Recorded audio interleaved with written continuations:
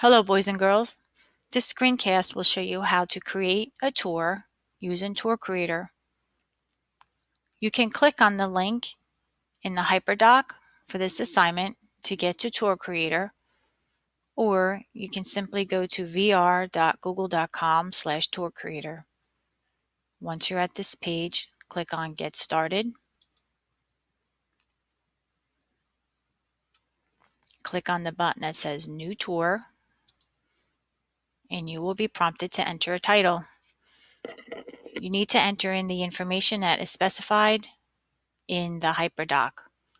So for this example, I'm going to enter in a title called Explore an Ecosystem. The description,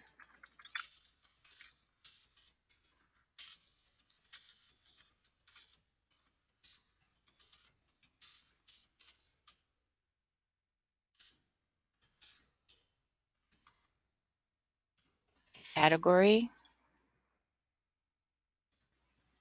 and you will add a cover picture for this tour. Simply select an image,